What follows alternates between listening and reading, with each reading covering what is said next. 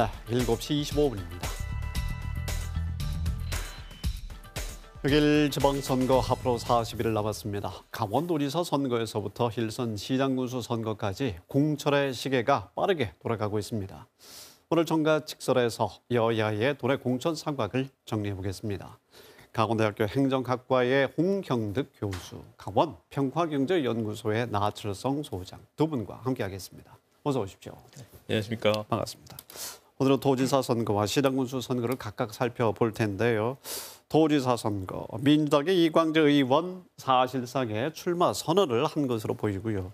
국민의힘은 토요일에 후보가 발표됩니다. 자, 긴장된 가운데 또 경선 투표가 진행이 될 것인데 상황을 지금 어떻게 보고 계십니까? 오늘 말씀하셨던 것처럼 오전에 강원도청에서 이광재 현 의원이 강원도지사 출마 선언을 했는데요. 네. 이게 출마 선언이 아니라 사실상 출마 선언이라고 하는 그러게 말입니다. 이 상황이 있어가지고 해석하기가 좀 난맥상이 좀 있습니다. 주요 언론을 보자고 한다면 주요 언론 같은 경우에도 출마라고 이렇게 타이틀을 딴 언론사도 있는가 하면 네. 조건부 출마다라고 네. 하는 그걸로 표현한 것도 있고 또 출마를 가늠해 볼 수 있다라고 하는 이런 표현도 있어서 상당히 좀 어려운데요. 저 같은 경우도 그래서 전문을 꼼꼼히 살펴봤거든요. 네. 근데 그 내용 중에 보면은 강원도 특별자치도를 비롯해가지고 GTX, 강원 연계를 비롯한 5가지 핵심 요구가 중앙당에서 조속하게 이와 관련된 답변을 요한다라고 하는 그런 구절이 있습니다. 네. 그렇기 때문에 이와 관련된 핵심적 요구가 중앙당에서 확언하지 않을 경우에 그렇다고 한다면은 이광재 주사의 추후에 있어서의 거취가 달라진 것들인가라고 하는 이 여지가 있기 때문에 좀 더 이 지사 같은 경우에는 사실상 말 그대로 출마를 한 걸로 보여지는데요. 이 조건부에 대한 부분들을 어떻게 본인은 해석하고 있는가라고 하는 것들은 여전히 좀 여지는 좀 있다라고 좀 보여지고 무엇보다도 국민의힘 같은 경우에는 빠르게 진행되고 있는 것 같습니다. 어저께 지역 방송에서 토론회도 진행이 되고 있었는데요. 국민의힘 같은 경우에는 롤러코스터를 탔다라고 하는 표현이 맞을 것 같은데요. 14일 날 황상무 전 KBS 앵커를 단독으로 공천을 했다가 이게 또 18일 날 같은 경우는 이번 주 월요일 날 중앙당에서 결국 번복이 되면서 결과적으로 보자고 한다면 김진태 전 의원과 황상무 전 KBS 앵커가 격돌하는 양상들을 보이고 있는데요. 이미 이제는 여론조사에 이제 돌입한 걸로 좀 보이고 결과적으로 보자고 한다면 이번 주 토요일 날 국민의힘 도지사는 확정이 되기 때문에 아무튼 다음 주 정도 초에는 강원도의 가장 커다란 선거인 도지사 일군들에 대한 대진표가 좀 나오지지 않을까 이렇게 좀 보여집니다. 네. 이광재 의원의 조건과 전제를 어떻게 해석해야 할까? 네. 다시 한번 좀 질문 드리고 싶은데요. 예. 지금 이제 나 소장님 뭐 잘 설명을 하신 것처럼 지금 그 강원도지사의 어떤 그 선거의 쟁점은 이광재 차출론, 민주당 이광재 차출론과 그 국민의힘의 그 어떤 그런 그 결정 본보인 것 같습니다. 그래서 뭐 이번 주말에 결정이 되겠지만 어쨌든 그 이광재 차출론 같은 경우에는 대선 후보까지 했고 또 이제 본인도 이제 어떤 그런 그 국가 차원의 일을 좀 더 하고 싶다고 이렇게 했던 분인데 그 지역의 어떤 그런 그 선거 방정식에 의해서 이제 지역으로 이제 차출을 한다는 그런 의미의 지역민들은 상당히 어떤 그런 의견이 엇갈리는 그런 것 같습니다. 그리고 이 국민의당 같은 경우에는 말씀하신 것처럼 이제 단수 후보 추천을 했다가 국민의힘? 국민의힘. 이 번복하는 과정이 그렇게 어떤 그런 그 지역 주민들에게 이 설득력을 주지 못하는 그런 오락가락하는 어떤 그런 그 상황이 아닌가 이렇게 생각이 되는데 이런 그 과정들을 보면 그 지역의 민의보다는 중앙당 차원의 어떤 그런 그 논리만이 존재하는 어떤 이런 부분들이 좀 지역민으로서는 좀 씁쓸한 어떤 그런 그 상황들이 아닌가 이렇게 생각이 되고 지금까지 강원도지사의 어떤 그런 그 선거를 보면 그 지난 4차례 민주당 후보가 이제 당선이 됐잖아요.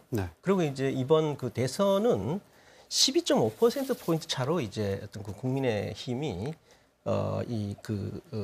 선거 이겼는데요.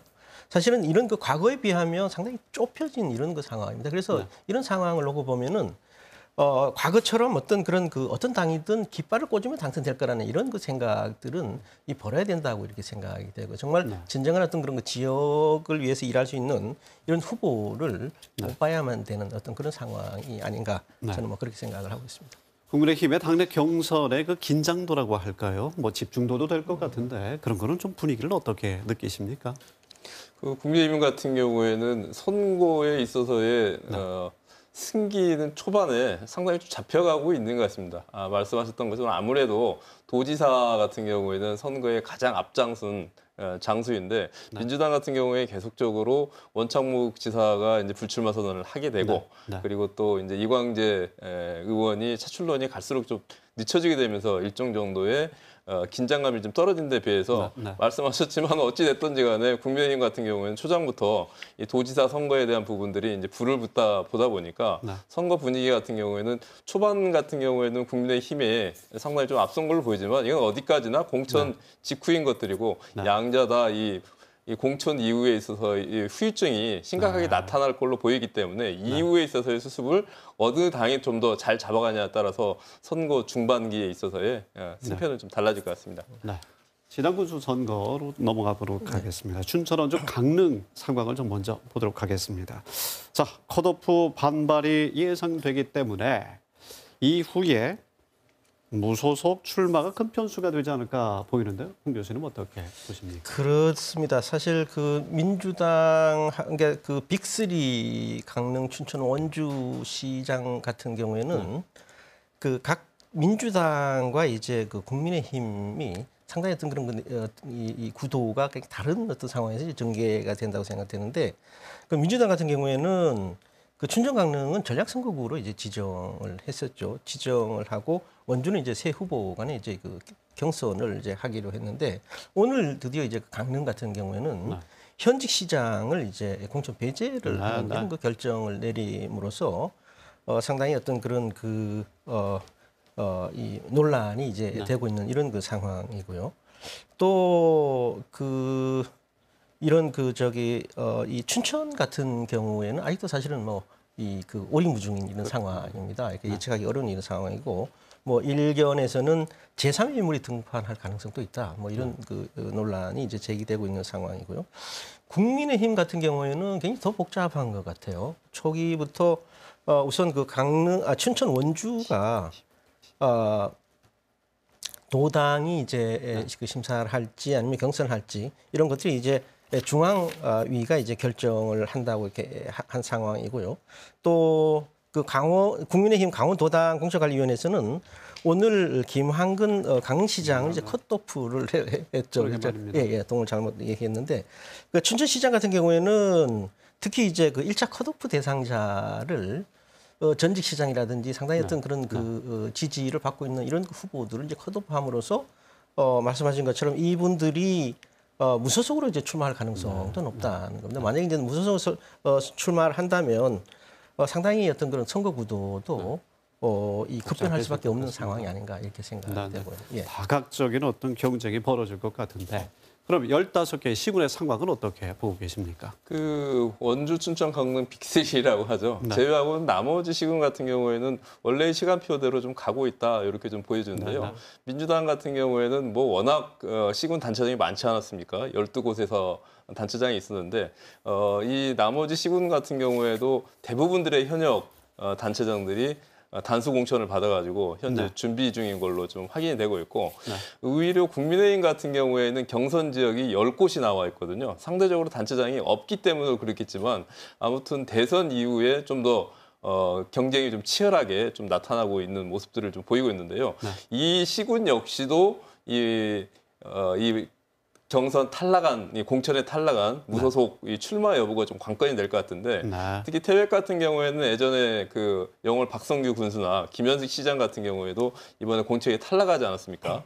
그렇기 때문에 무소속 출마를 지금 선언하고 있는 상황들이고 나머지 지역 같은 경우에도 이번 주가 단체장 공천이 마무리가 질 것 같고 다음 주부터는 광역의원과 기초의원들 구체적인 이제 공천 작업이 좀 이루어질 것 같거든요. 이러한 작업들이 이루어지게 될 경우에는 강원도에서 도지사 또 시군 단체장, 기초의원까지 전체적인 대진표가 준비가 되기 때문에 본격적인 이제 선거전을 돌입할 걸로 이렇게 예상되고 있습니다. 홍 교수님께 마지막으로 좀 하나 질문 드리고 싶은 게 이 과정을 어떻게 보고 계시는지 개혁 공천, 공천 개혁을 약속했는데 이행이 되고 있다고 보십니까?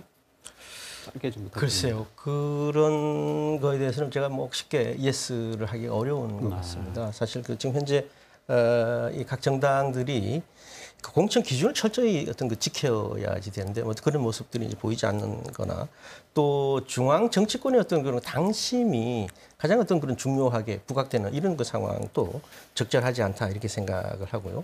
또 지금 그 지방선거 같은 경우에는 이 거대 담론보다는 생활 정치 차원에서 지역의 어떤 그런 그 삶의 질이라든지 지역의 민심을 고려한 추천이 네.